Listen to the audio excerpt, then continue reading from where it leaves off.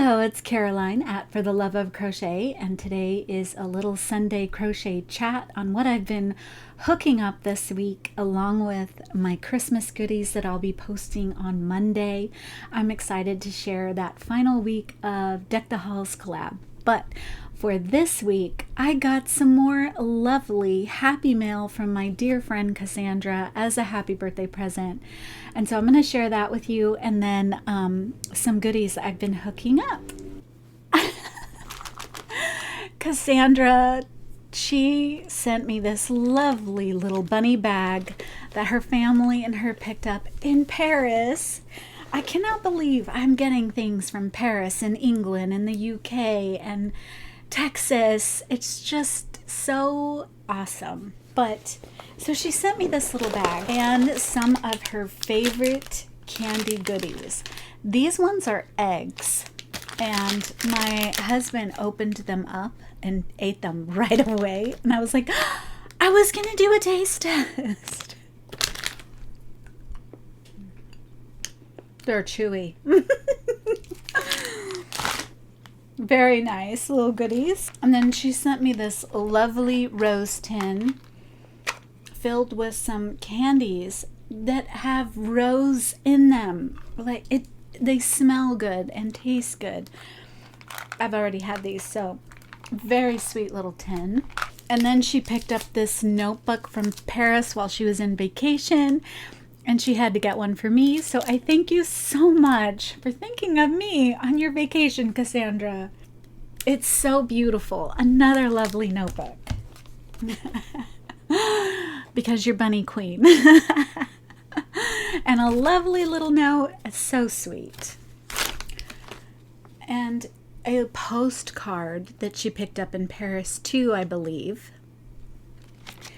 And then some more candies. And these are called Strawberry Choco Lakritz. So let's give those a taste test. Oh, they smell so good. You know that Nesquik strawberry chocolate milk, that smell? That's what these smell like. Oh. These are interesting.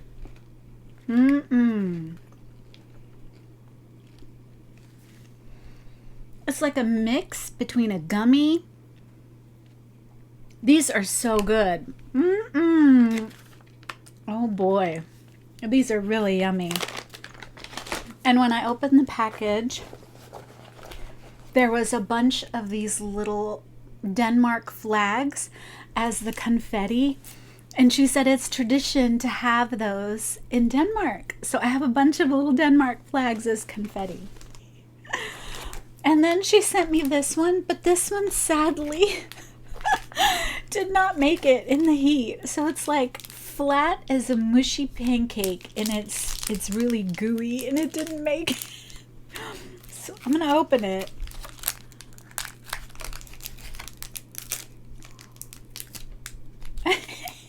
It melded into one.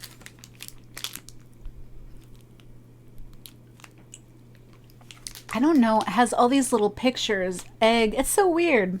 So maybe they were all these little type of gummy ones, but they melded into one big gummy.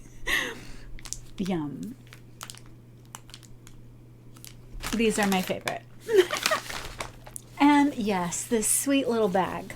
I like it. It has like a bigger bottom and a narrower top. So thank you so much for thinking of me, Cassandra, you and your family. And if you don't know Craftably Ever After, which I mention her all the time, she is an awesome crochet podcaster.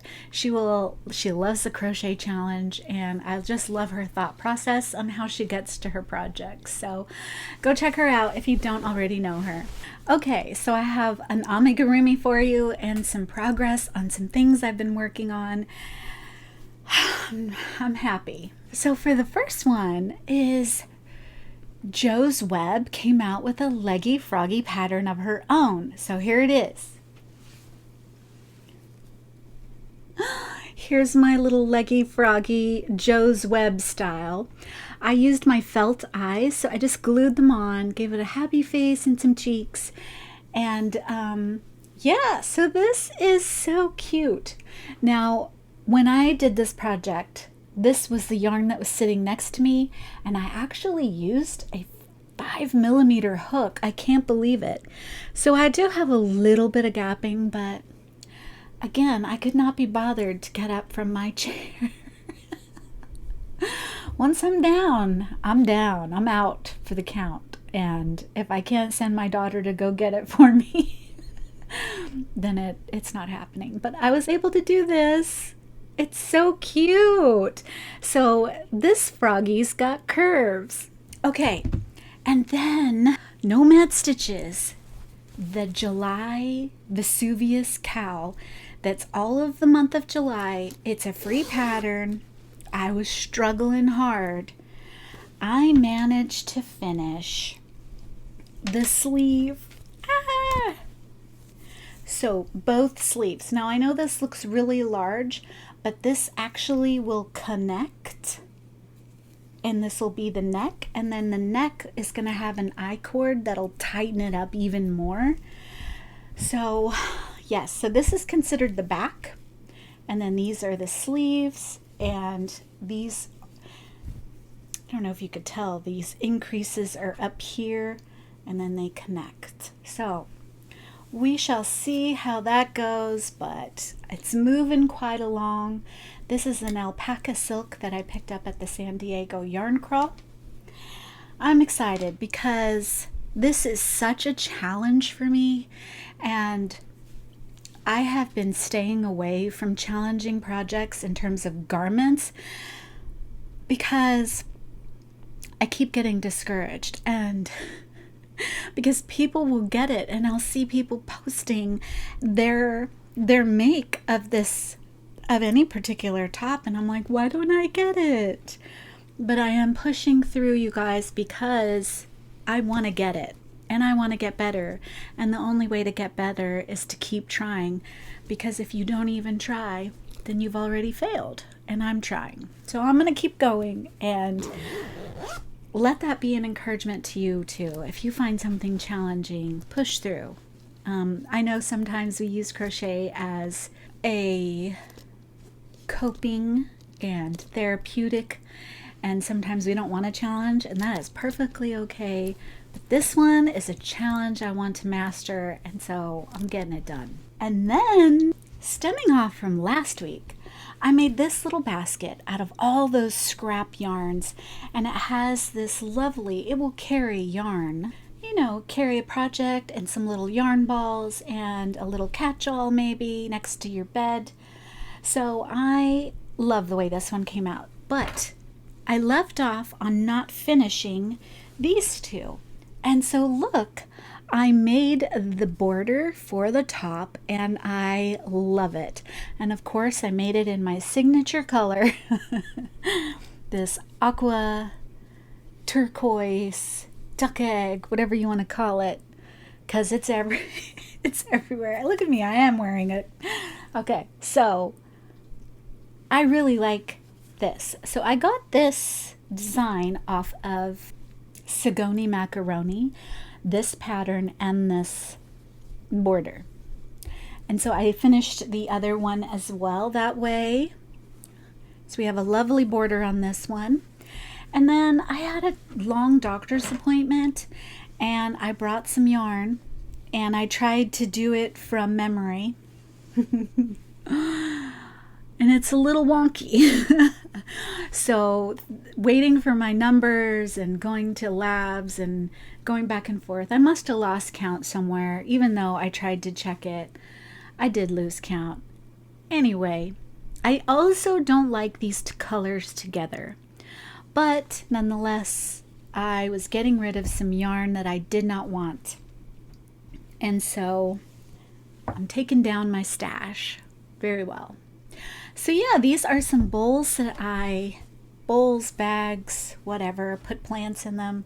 I really like the way this one came out, and this is the one that I followed the Sigoni Macaroni's YouTube tutorial, which I'll link down below. And if I ever forget anything, just let me know and I'll insert it. I'll add it. So there you go. I have a bunch of bowls, bunch of baskets to keep my stuff contained. But I imagine some of these will be gifts. Okay, so Granny Square Day is just around the corner on August 15th, and I have just been feeling the love for the Granny Square. And I have made a blanket for each one of my children. As I mentioned before, what I haven't done is made a blanket for my youngest daughter. So I'm in the process of making her a blanket, and the colors are out of this world because this girl loves, I don't know, she would pick this bowl over any other bowl because she likes wild, crazy. She's so inventive, so creative. Well, I was really excited because the sci-fi romance CAL, I made my daughter some gloves, and I'll insert a couple of pictures. And they are Granny Square, and they're made from that wild yarn that she picked. So all these wild yarns I have are from her. And so I made her these Granny Square gloves to go with the sci-fi romance CAL that Crochet Cakes and Crochet Luna is hosting. And I believe the reveal day is August 14th, 13th, somewhere along those lines. And so that is what I made because the book I chose was Cinder from Marissa Meyer, where Snow White is a cyborg. Okay, so it's a cool book. If you don't know it, I love it. It's good. In fact, I've already read the second book now, and now I'm on the third one, which is a Rapunzel retelling. And they all mix together, right? So the second book goes with the first book, and all the books go together. You get to see all these characters in each book. So it's an awesome series by Marissa Meyer. Anyway, I made her those gloves to go for as my CAL, but I did really want to make something with stars. So here's my first star, which is what I was leading to. So this is the first one I made. And I'm incorporating these wild colors that she picks for me, along with white and black and gray. Well, black, it's kind of like a black and white. So it's this one. And I really like the way this came out. And then I decided I'm getting so inspired by designers like Made by Anita and Attic 24 and a lot of the crochet podcasters who are using, like Ophelia Talks, who uses about 12 different colors in their blankets. I have never used that many colors in a blanket.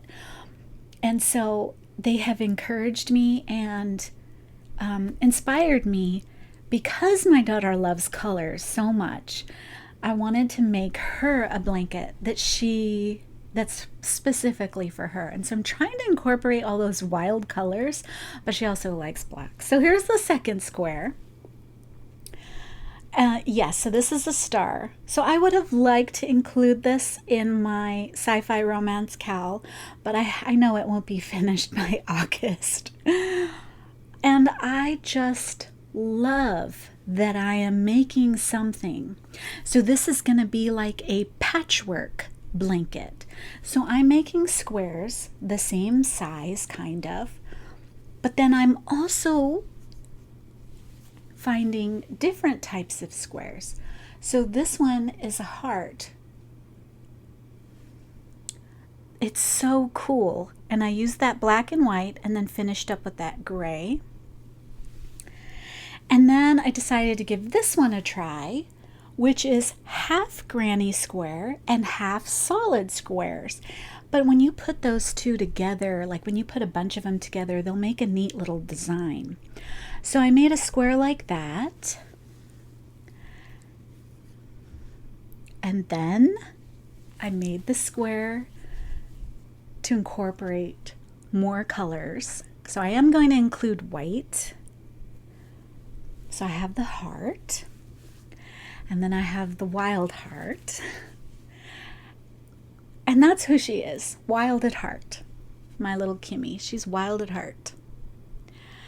So I have those two, and then I have 3 more hearts to try and put into a square. So I have the red, a couple of red ones, and another one of those.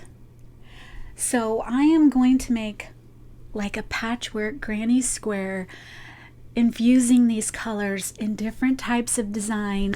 But I went to Hobby Lobby to get more, so I decided I'm going to stick with this one the most. So I went and got another one from Hobby Lobby, and just in case you're curious, it is called Candy Stick Stash. Perfect color name. But I also found this, and this is very similar to this. So I picked this one up to incorporate, and then of course I got more white because I didn't have any white. So there we go.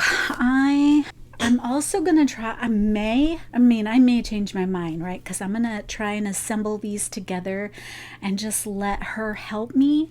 I did make these 2 round squares, and I have about a dozen of them.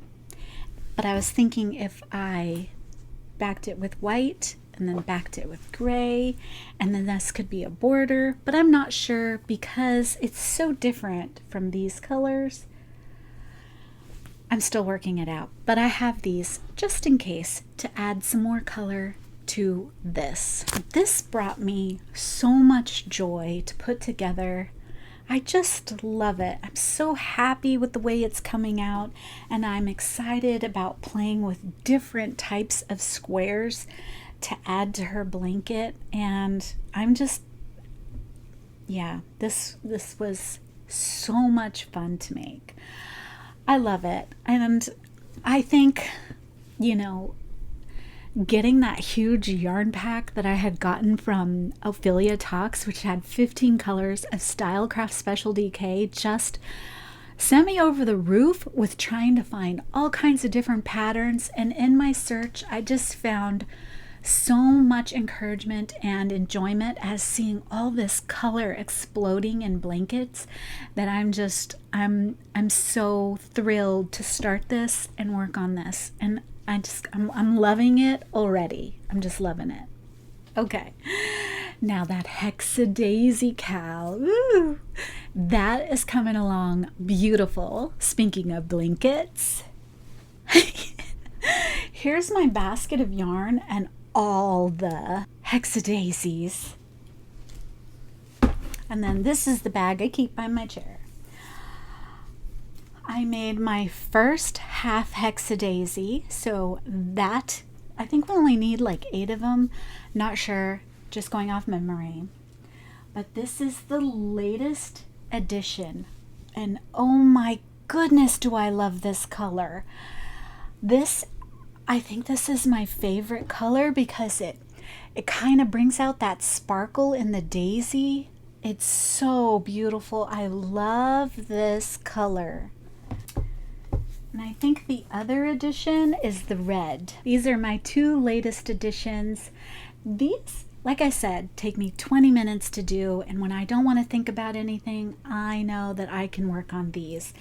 And I am ahead in the Hexa Daisy CAL just because I'm able to work these up. But now I think I'm going to focus on completing all the half Hexa Daisies, because I think you go faster when you go in a process. So I made all of the daisy flowers in one shot. So I know over and over, just make the the daisy itself. And so I have all of these ready. And then I had all the half Hexa Daisy flowers ready. So I did all of those first, and then I can just pull a yarn ball and know I need to make 4 or 5 of each color and just go. And it makes it so much faster when you go in a process like that, rather than going through all the way to complete it and then give it the border. I give it all the color and then I go all back and do the white. So I'm doing the same pattern over and over, so it becomes much faster. So this is my Hexa Daisy stack. I'm so excited. Look at, it's so beautiful. Oh, I'm so excited. So I think that about sums it up for some Sunday crochet chat. What have you been digging your hands into? What yarn has got you excited? What pattern are you working on? Is there anything that you're thinking about for Christmas? Share with me in the comments. I would love to hear and get inspired by you as well, of sharing with you about the love of crochet and getting excited about projects. So please do share with me in the comments, and I shall see you again soon in the Deck the Halls collab. See what I got up to. Bye.